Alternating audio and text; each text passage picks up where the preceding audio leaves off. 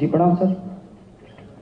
आपका जो प्रदर्शन है वो नीचे से 5वें नंबर पे है। परिमार्जन में 37% का डिस्पोजल है, म्यूटेशन में 53% का है, अभियान बसेरा में 47% का है, आधार सीडिंग 77, ऑनलाइन एलपीसी आपका 89, ई मापी आपका 55। तो जो औसत है बाकी जिलों का उससे काफ़ी पिछड़ा हुआ है। तो कोई विशेष कारण है क्या, तो बताइए। जी नहीं सर, वो उधर सर बाढ़ प्रभावित है तो वहाँ वो पूरे अंचल में बाढ़ में बाकी काम बंद हो गया, बाकी विभाग के भी काम बंद हो गया होगा। नहीं सर, वो ऑफिस में भी पानी मतलब सिर्फ अंचल का काम बंद हो गया। ऑफिस में पानी आ जाने के कारण सर वहाँ से ऑफिस शिफ्ट करना पड़ेगा। इन सब को नीचे से टॉप 10 जो हैं स्पष्टीकरण लीजिए और सबसे स्पष्टीकरण लीजिए और कैसे सुधार होगा। एक अवसर देंगे, नहीं करिएगा तो फिर आपको फील्ड में रहने के लायक नहीं रहने देंगे, हटा देंगे वहां से। ये अच्छी स्थिति नहीं है और ये आज ही नहीं, फिर एक बार हम लोग यहाँ सबको बुलाएंगे आपको अवसर देके सुधार का, और उसके बाद फिर 3 भर की समीक्षा होगी। आज भी पूरे 3 भर चलेगा ये कार्यक्रम। ये कितना आपको लगता है कि बाढ़ के कारण सिर्फ आपका विभाग प्रभावित हुआ? प्रभावित तो सारे विभाग को होना चाहिए था। सर वहाँ प्रखंड और अंचल सर दोनों रिंग बांध के बाहर गंगा नदी की तरफ है, तो पानी सर पूरे ऑफिस में। कौन है यहाँ के एडीएम, डीसीएलआर? कंप्यूटर से करना, कहीं से बैठ के घर से भी कर सकता है। डीसीएलआर कौन है? आप इनकी समीक्षा नहीं कर पाते हैं। ये लोग इतने टॉप 10 बॉटम से क्यों हैं? नहीं, एक बार सेक्रेटरी साहब आप लोग समीक्षा करें। ये अच्छी स्थिति नहीं है, बताइए। एडीएम कौन है वहाँ के? एडीएम भागलपुर क्यों है इतने पीछे? अब क्यों गायब हो जाते हैं? बाढ़ से प्रभावित हो गया?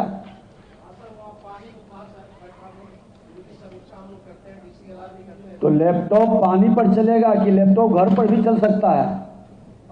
ऑनलाइन सिस्टम हम कहीं से भी बैठ के कर सकते हैं। सर बिल्कुल सर हम लोगों ने इनकी समीक्षा किया है सर, और इनको हम लोगों ने बहुत कई बार चेतावनी दिया सर। इनकी थोड़ी सी लापरवाही है सर। स्पष्टीकरण लेकर के काम के योग्य नहीं है तो इस पर विचार करिए। सर जो लोग असफल हैं अपने काम में, फिर उनको काम पर लगाने के औचित्य क्या है? सर हम लोग करते हैं सर, एक समीक्षा और करते हैं सर हम लोग। और इनका बहुत छोटा सा 4 पंचायत का तो इनका अंचल है सर, इनको करना चाहिए सर। देखिए, सबसे बड़ी दुखद चीज है कि अभी आपराधिक कानून अगर जो हम लागू कर देते, हमारा माननीय मुख्यमंत्री जी के निर्देश पर कितना सिस्टम को ठीक से बनाया है, आपने जमीन पर उतारा नहीं। अगर जो थाना और सीओ मिल करके जालसाजी करने वाला, फर्जी दस्तावेज का उपयोग कर रहा है, धोखाधड़ी कर रहा है, षड्यंत्र, झूठा शपथ दे रहा है, हम उस पर एफआईआर शुरू कर दें तो आधी ये झंझट अदालत की घट जाएगी। क्या घटेगा कि नहीं? ये कौन कौन इस बात से सहमत है? हाथ उठाइए तो। सब सहमत हैं, और जो सहमत नहीं है वो खड़ा हो जाइए। जो सहमत नहीं है वो खड़ा हो जाइए। एक व्यक्ति खड़ा है, बताइए। अच्छा, बैठ जाइए, अब बैठ जाइए, आप तो महान हैं। कौन है इस बात से सहमत कि नहीं, सबसे नहीं होगा, अदालत का बोझ कमेगा नहीं? सीओ का हो, डीसीएलआर का हो, एडीएम का हो, डीएम का हो या कमिश्नर का हो, उसका बोझ घटेगा कि नहीं? फर्स्ट स्टेज पर ही हम एफआईआर कर देंगे, और सीओ अगर जो भी बजाबते पूरी तहकीकात करके जांच करके थाना को दे देगा कि आप एफआईआर करो मिल करके। इसमें तो धारा भी बता रहा, फोर्जरी में आईपीसी 467, 468, ये बीएनएस में 336, 337, एक बार जिस पर FIR हो जाएगा उसकी अरेस्टिंग हो जाएगी, हिम्मत करेगा कोई फोर्जरी करने का, फर्जी दस्तावेज उपयोग करने का? उसमें भी IPC 471 है। आप लोग आज तक इसका उपयोग क्यों नहीं किए? ये कितना दुखद दुर्भाग्यपूर्ण है। कौन कौन लोग इसका उपयोग करेंगे? एक बार हाथ उठाइए तो। सब करेंगे।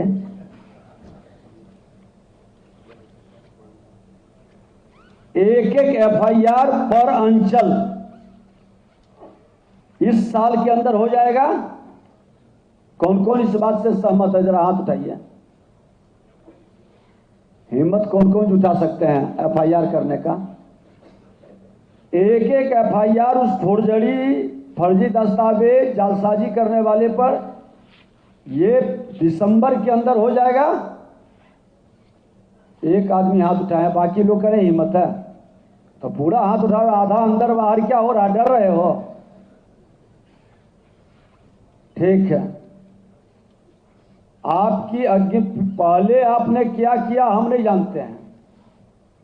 ये 15 दिन में क्या कमाल करेंगे और धमाल करेंगे, आपकी दहशत की गूंज पूरे बिहार के अंदर गूंजनी चाहिए।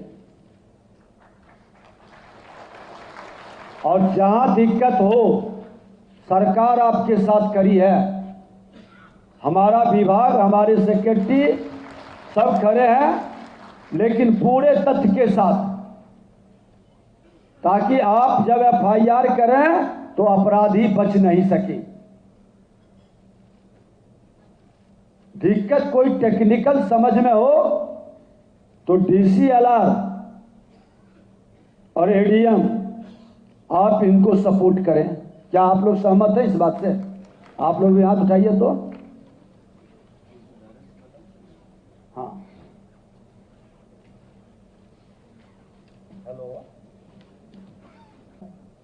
रजिस्ट्री कराया और रजिस्ट्री के आधार पे आपके यहाँ म्यूटेशन दिया। इसने प्रोटेस्ट किया और उसी क्रम में हम लोगों ने जांच किया, आपको वेरिफिकेशन करा के भी हमने यहाँ से भेजा कि वो फोल्ड चकबंदी का कागज करके दूसरे के खेसरा नंबर भी उसमें चढ़ा के फोल्ड डॉक्यूमेंट के आधार पे उसने रजिस्ट्री कराया।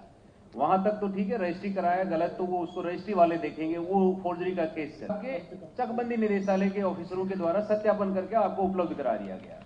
ऐसे मामले फिट है जिसमें हम लोग, अगर सरकार के अधिकारियों की आंख में धूल झोंक रहा है कोई आदमी फर्जी कागजात के आधार पे, तो जो सर जिस तरह से बोल रहे हैं, हम लोगों को आपराधिक जो शांति परिशांति बनाए रखने का 126 BNS या 163 जो 144 को लगाते, वो तो सिर्फ लड़ रहे हैं लोग उसको शांति बनाए रखने के लिए।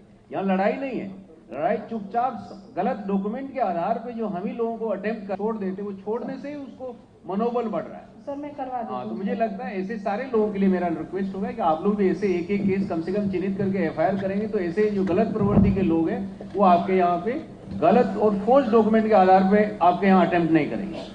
Thank you. अब मैं माननीय आप उनसे भी सलाह लेकर के, DCLR की जिम्मेवारी है कि हर अंचल में जो केस हो उसका प्रॉपर मॉनिटरिंग कर लेंगे और उनको मदद करेंगे सभी CO को। क्वालिटी FIR हाँ, क्वालिटी गुणवत्तापूर्ण FIR हो, स्कोप नहीं बचे।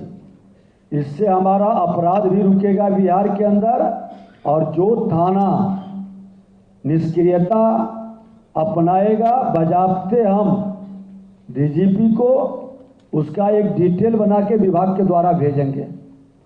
थाना के भी गैर जिम्मेदारी लापरवाही को हम लोग गंभीरता से लेंगे, लेकिन पहला पहल अपने विभाग से होनी चाहिए। इसको एक बार देख लें। अब मैं माननीय उप मुख्यमंत्री महोदय से अनुरोध कर कार्यक्रम की रूपरेखा से स्पष्ट है कि अंचल से लेकर मुख्यालय तक सभी पदाधिकारियों के बीच संवाद करना और जनता से जुड़े मामलों के सम्यक समाधान की राह तलाशना है, ताकि हमारा पूरा विभाग एक टीम के रूप में एक ध्येय के साथ एकनिष्ठ होकर काम करे। और आपका जो हम देख रहे हैं उत्साह, ये निश्चित तौर पर इस विभाग का सम्मान बढ़ाने और एक परिवार के रूप में पूरी कर्तव्य निष्ठा पर बिहार के अंदर एक माहौल बेहतर बनाने का संकल्प आपके मन के अंदर है। विभाग के मंत्री से लेकर अंचलाधिकारी तक हम सभी लोक सेवक हैं। हम जनता के पैसा लेते हैं, इसलिए हम सभी का लक्ष्य एक ही है और एक ही होना चाहिए। जन समस्याओं का नियम संबद्ध समाधान और जनता की अपेक्षाओं को प्राथमिकता के आधार पर पूरा करना क्या होना चाहिए ना। तो इसके लिए अभी जो हम लोग विभाग द्वारा अंचल जिलों की रैंकिंग के आधार पर मूल्यांकन किया जाएगा। अच्छी प्रगति रैंक के पदाधिकारी को पदस्थापना स्थानांतरण में जोड़कर उत्कृष्ट कार्य करने वाले, पारदर्शिता से कार्य करने वाले पदाधिकारियों को हम प्रोत्साहित करेंगे, ये बता देते हैं। और ऐसे मामले जहां आवेदन ने फर्जी कागज लगाकर आवेदन दिया है, ऐसे मामलों को अंचलाधिकारी द्वारा प्राथमिकता क्यों नहीं दर्ज की गई, ये बड़ा गंभीर विषय है।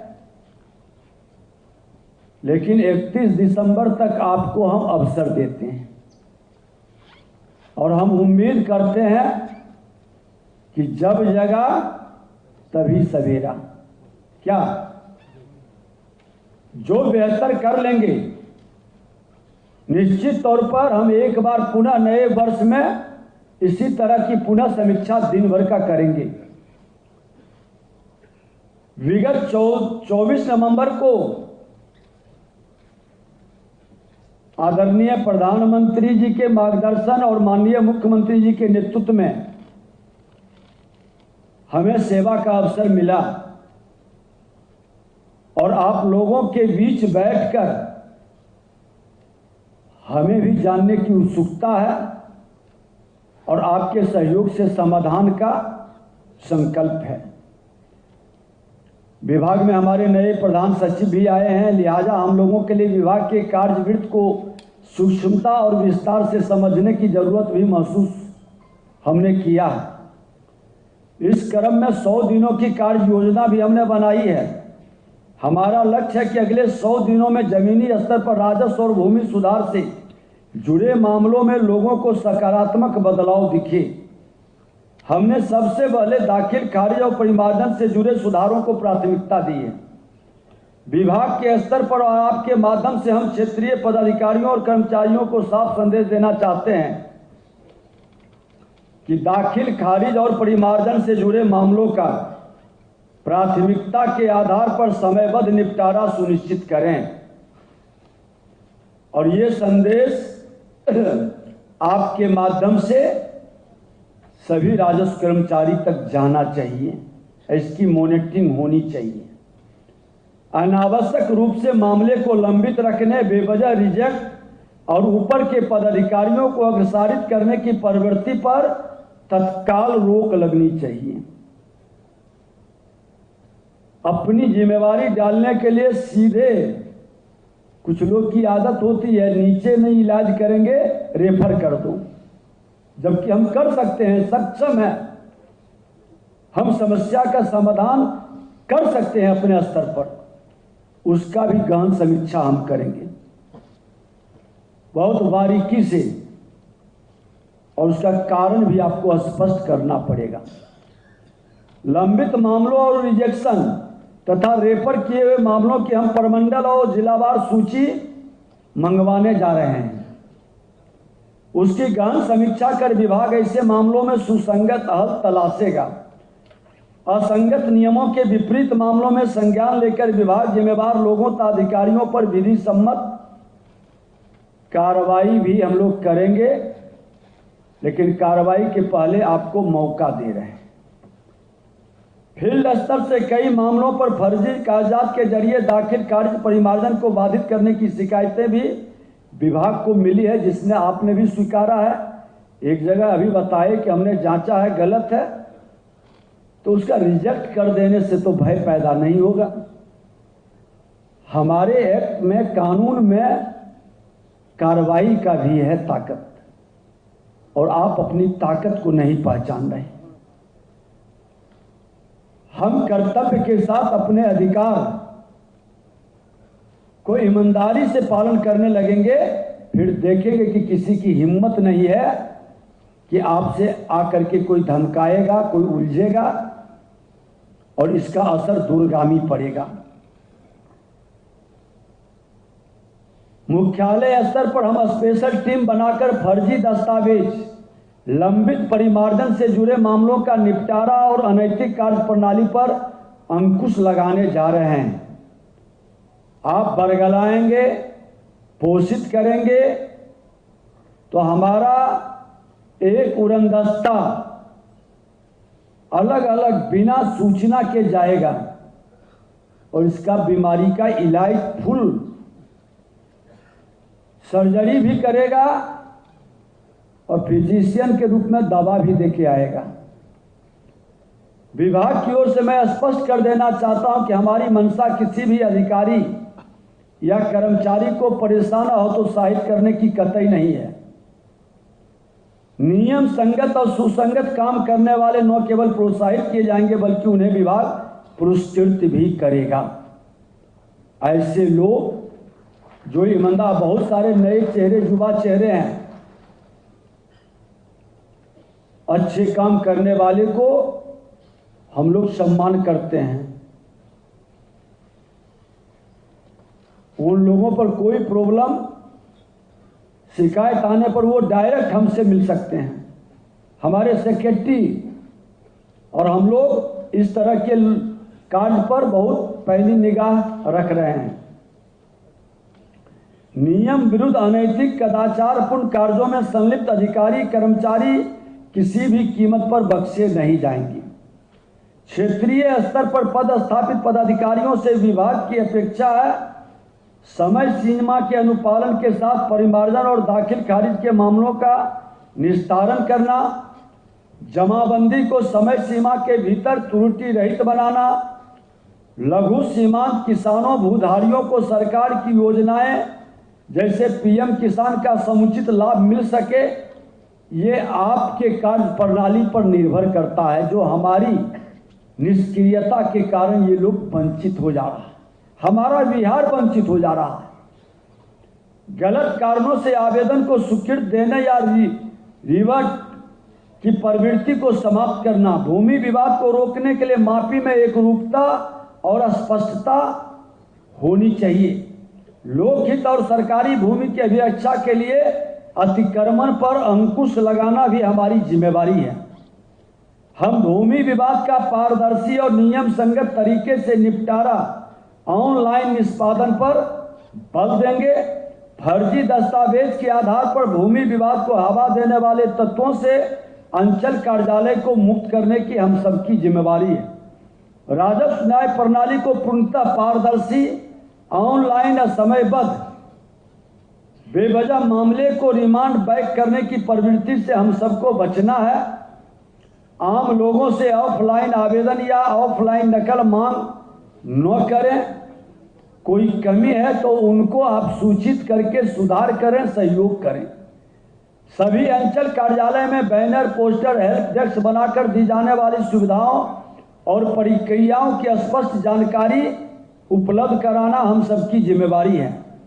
अंचल कार्यालय को भूमाफिया और दलालों के अवांछित हस्तक्षेप से मुक्त करने का एक संकल्प लेना है, जो हम समापन 4 बजे के बाद होगा, संकल्प कराएंगे। विभाग को जन शिकायत से मुक्त, पारदर्शी और स्वच्छ बनाने का हम सब की जिम्मेवारी है। विभाग की दृष्टि और दृष्टिकोण बिल्कुल साफ, जनता को जमीनी स्तर पर सकारात्मक सुधार महसूस होना चाहिए। हम आपके अंचल अनुमंडल क्षेत्र का फीडबैक केवल वरीय पदाधिकारियों से नहीं लेंगे। आम लोग हमारे सबसे बड़े फीडबैक देने वाले हैं। ये आप जानकारी रखिए कि मैं हर जिले में जाते हैं, जन कल्याण संवाद लगाते हैं, पूरे बिहार के लोग आते हैं और ज्यादातर जमीन से जुड़ा हुआ ही मामला आता है। तो सिर्फ आपके आंकड़े डाटे पर नहीं, आम लोगों का भी फीडबैक, और हमने कहा है कि जो आवेदन जमीन से जुड़ा हुआ लेके आएंगे, अब वो अंचल अधिकारी या थाना प्रभारी, DCLR या अनुमंडल अधिकारी, ADM, DM या SP को आवेदन दिए हैं तो उसकी कॉपी भी जरूर लगा दें, ताकि हमको न्याय करने में सुविधा हो और पूरी जानकारी भी मिले कि किस स्तर पर विलंब हुआ या बरगलाया गया। ये सभी बिहार के लोगों को आप लोग भी अंचल में पूरी तरह से उसको रिसीविंग दें, ताकि हम उसका समाधान समय कर सकें। और फर्जी दस्तावेज का कोई उपयोग कर रहा है, फोर्जरी कर रहा है, आप उसको चिन्हित करके DCLR के साथ मिल बैठ करके लीगल एडवाइजर ले करके उसको उसी तरह का बना करके FIR करिए। थाना सहयोग नहीं करता है, आप विभाग को इमीडिएट लिखे, अपने जिलाधिकारी समाहर्ता आपके विभाग से जुड़े लोग हैं, सभी DM समाहर्ता ही कहलाते हैं, वो राजस्व भूमि सुधार से जुड़े हैं। उनकी भी बैठक में आज प्रधान सचिव गए हैं, हमने विशेष तौर पर उनको कहा कि सारे DM को एक बार ये अवगत करा दें, सारे कमिश्नर को अवगत करा दें। कमिश्नरी स्तर पर जब हम बैठक करेंगे तो कमिश्नर के साथ बैठेंगे और जिला में जिलाधिकारी समाहर्ता के साथ, कि जमीन से जुड़ा मामला को प्राथमिकता में ये लोग लें और देखें, और आपकी शिकायत को भी गंभीरता से लें। अगर जो उस स्तर पर आपको गंभीरता से नहीं लिया जाता है, आप हमारे विभाग हेड ऑफिस के अंदर भेजें, हमारे सेक्रेटरी संबंधित पदाधिकारी इसको गंभीरता से लेंगे। विभाग की दृष्टि स्पष्ट है कि विभाग को जन शिकायत से मुक्त, पारदर्शी और स्वच्छ बनाने का विभाग की दृष्टि और दृष्टिकोण बिल्कुल साफ है। जनता को जमीनी स्तर पर सकारात्मकता, सुधार महसूस होना चाहिए। क्या आप लोग भी चाहते हैं ना कि सुधार होना चाहिए? जो लोग नहीं चाहते हैं वो सिर्फ हाथ उठाइए, सब चाहते हैं, यह अच्छी बात है। हम आपके अंचल अनुमंडल क्षेत्र का फीडबैक केवल गोपनीय ढंग से भी प्राप्त करेंगे और सभी अंचल में एक शिकायत पेटी आप रख दें। उस शिकायत पेटी में कोई भी व्यक्ति सही आवेदन, जानकारी, सूचना डाले, उसको अंचलाधिकारी ही खोलेगा, आपके कोई कर्मचारी नहीं खोलेगा।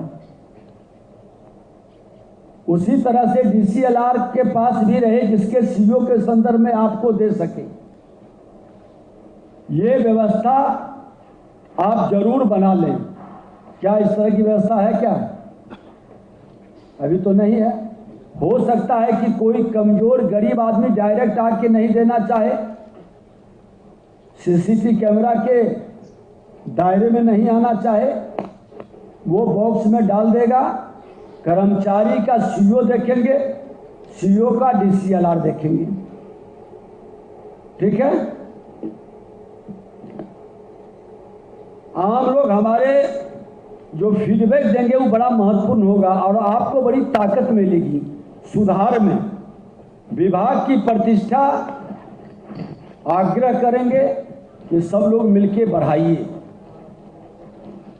हम प्रोत्साहित और पुरस्कृत तो करेंगे ही, विभाग को लज्जित और कलंकित करने वाले को हम बख्शेंगे नहीं।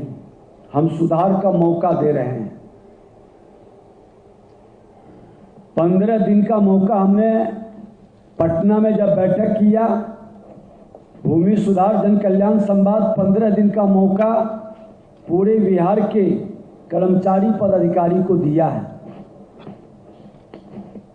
और हम समझते हैं इंसान के लिए इशारा काफी होता है। आप सब सकारात्मक भाव से बढ़िए। कोई कुछ कह रहे हैं? नहीं सर, वो पीछे से काम कर रहे हैं वो। अच्छा, सामने से 14 जनवरी मकर संक्रांति के बाद जब हम बाहर निकलेंगे, सकारात्मक ऊर्जा को ग्रहण करेंगे, तो फिर हम लोग सकारात्मक वातावरण में बैठेंगे। हर अंचल हल्के से सकारात्मक बदलाव की आहट सुनाई देनी चाहिए। इसके बाद हम प्रमंडलवार और जिलावार मासिक समीक्षा शुरू करेंगे। फिर किसी प्रकार के वांछित अनैतिक और ढीले ढाले बर्ताव को बर्दाश्त नहीं किया जाएगा। डायरेक्ट एक्शन होगा और समापन के समय मेरा प्रयास रहेगा, आने का भी एक कार्यक्रम है। हम समझते हैं कि प्रधान सचिव भी आ जाएंगे। हमारे सचिव अभी और बहुत सारे विषय पर आपको प्रशिक्षित करेंगे, क्योंकि हमको लगता है कि कुछ जानकारी की भी ज़रूरत है। जो पुराने लोग हैं उनको जानकारी है, लेकिन वो भूल गए हैं कि मेरी अधिकार ताकत क्या है। अगर जो अधिकार का जानकारी रहता तो इतने फर्जीवाड़े केस हमारे अदालत और हमारी व्यवस्था में नहीं चलता। बाहर में एक आदमी जाकर के देख लीजिए और इस तरह का आवाज़ कहिए कि बंद करो। इसके अलावे मैं लास्ट में माइक बंद कर लीजिए सब लोग अपना अपना, ताकि आवाज़ नहीं आए। सामाजिक नैतिक मूल्यों की भी बात हम समापन में करेंगे। वही मूल राजस्व व्यवस्था की आत्मा है। भूमि अधिकार और न्याय तीनों तभी मजबूत होंगे जब समाज और शासन एक ही नैतिक दिशा में चले। और बड़ा आसान है, बहुत सारे अच्छे लोग काम करना चाहते हैं, उसको माहौल प्रदान करना हम सब की जिम्मेवारी है। ऐसे भी मौसम बदलता है तो हम लोग खान पान बदलते हैं ना जी, क्या मौसम बदलता है तो खान पान पहनावा ओढ़ावा बदलता है ना। अब ठंड का मौसम आया है तो वस्त्र भी बदल जाता है। तो नई सरकार की नई पहल में बदलना चाहिए ना। कौन कौन लोग इससे एग्री हैं? बदलना चाहिए कि कुछ लोग का हाथ बहुत धीमे से उठ रहा है, लग रहा है जैसे परेशानी है। बदल लीजिए, आग्रह है बदल लीजिए, नहीं तो फिर आप बदल जाइएगा। दो काम में एक काम होगा, या तो बदल जाइए नहीं तो विभाग आपको बदल देगा और हम बदलेंगे ही नहीं। कितना खराब मैसेज जाता है जब हमारे पदाधिकारी के बारे में कुछ पेपर में अनैतिक रूप से छपता हो। लखीसराय के अंदर हम लोग गए, एक रोने लगा बैठ करके, महिला आकर करके कि 2 साल से एक बुजुर्ग कल्पने लगा कि 2 साल से हमको घुमा रहा है, बौखा रहा है। बताइए ईश्वर भी हमको माफ करेगा? जनून और सही काम में हम अगर जो किसी को परेशान करें और अपनी जिम्मेवारी से हट जाएं तो फिर ये आपकी आत्मा को कभी प्रसन्न नहीं होने देगा। और अपनी जिम्मेवारी से हट जाएं तो फिर ये आपकी आत्मा को कभी प्रसन्न नहीं होने देगा। और हमको लगता है मकर संक्रांति के बाद 31 तारीख तक समय मिला है। 1 से 14 तारीख तक डिटेल विवरण एकदम आना चाहिए। और जो बेहतर काम करिए, FIR कर रहे हैं तो उसका डिटेल विवरण वहाँ के प्रेस में भी जाना चाहिए, ताकि लोगों को संदेश जाए। प्रेस मीडिया मेरे वाहक हैं समाज के सुधारने में और गलत तत्वों को मनोबल गिराने में कि इन्होंने ये सब कारनामा किया है जिसके कारण इनका FIR किया गया और इनका प्रमाण नहीं मिलने पर इसका और उच्च स्तरीय कार्रवाई होगी। तो पहला कहां से शुरू होगा? कोई है हाथ उठाने वाले? एक बार ADM DCLR देखिए और सेक्रेटरी साहब जहां से शुरू हो, हम लोग एक अच्छे काम करने वाले को प्रशस्ति पत्र भी देंगे ताकि उनके कैरियर में वो काम आ सके। बहुत बहुत धन्यवाद। हमारी शुभकामना आपके उज्जवल भविष्य का। मौसम के हिसाब से आप सकारात्मक सोच के साथ आगे बढ़ें, यही हमारी कामना है। बहुत बहुत धन्यवाद।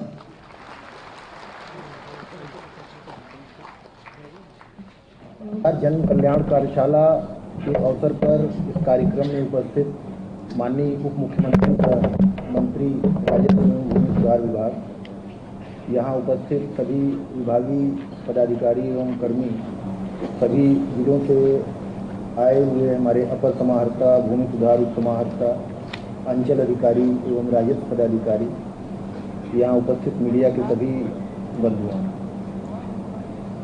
माननीय मंत्री जी की प्रेरणा और मार्गदर्शन में हम लोगों ने इस कार्यक्रम की शुरुआत की है और हमारे लिए बड़ी खुशी की बात है, बड़े गर्व का विषय है कि माननीय मंत्री जी ने स्वयं इस कार्यक्रम में आने के लिए अपना बहुमूल्य समय निकाला, जो कि हम सब जानते हैं कि उनकी व्यस्तता किस प्रकार की है।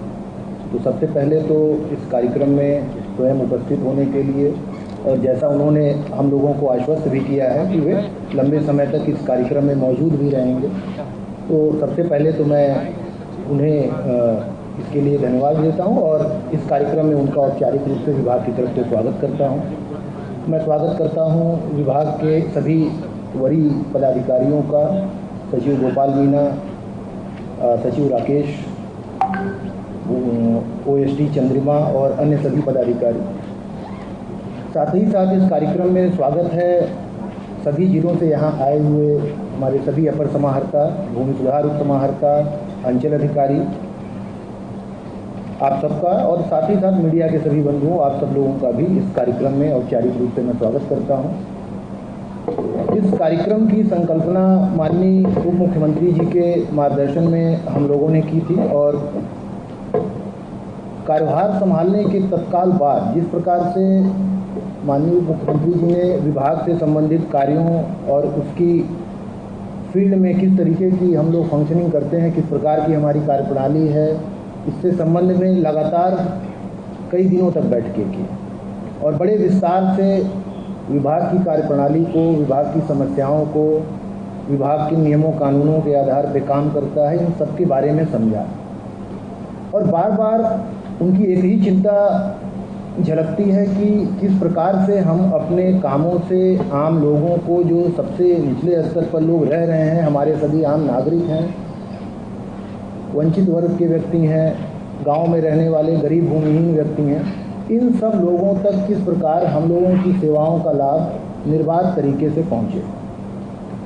माननीय मुख्यमंत्री जी ने यह भी चिंता प्रकट की कि इतने सारे सुधार करने के बावजूद भी अभी भी विभाग के समक्ष शिकायतों का अंबार लगा रहता है और क्षेत्र में जाने पर सबसे अधिक जो समस्याएं जिस प्रकार की होती हैं उसमें राजस्व एवं भूमि सुधार विभाग पहले नंबर पर आता है। और कहीं न कहीं हम सब की जिम्मेदारी है कि हम सब लोग प्रयास करके इस पूरे सिस्टम को, इस पूरे व्यवस्था को इस प्रकार से परिवर्तित करें कि यह महसूस हो आम लोगों को कि हाँ कुछ हो रहा है, कुछ नया हो रहा है, और निश्चित रूप से उन सब का लाभ हम गांव तक, लोगों तक पहुंचा पाएं। तो मैं आप सब लोगों को फिर से एक बार याद दिला दूं, आप सब लोगों में से अधिकांश लोग ऐसे हैं जो कई वर्षों से विभाग के अंतर्गत कार्यरत हैं। कुछ पदाधिकारी हैं जिनका पदस्थापन हुए बहुत ज़्यादा दिन नहीं हुआ, लेकिन कहीं न कहीं राजस्व विभाग से संबंधित सेवाएं और उसकी जो कार्य करने की क्षमता है गांव स्तर तक, उस सब के बारे में आप परिचित हैं। पिछले 4-5 वर्षों में विभाग ने कई सारे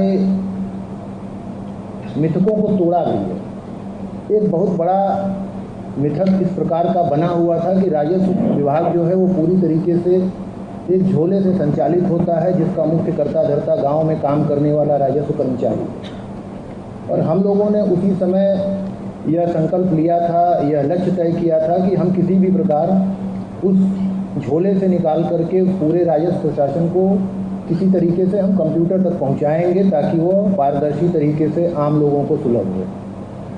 आज बड़े हर्ष का विषय है कि विभाग अपने उस संकल्प को पूरा करने में, उस उद्देश्य को पूरा करने पर बड़े हद तक सफल रहा है। और विभाग की जितनी भी सेवाएं हैं जो आम लोगों के उपयोग की हैं, वो 100% ऑनलाइन माध्यम से संचालित की जा रही हैं।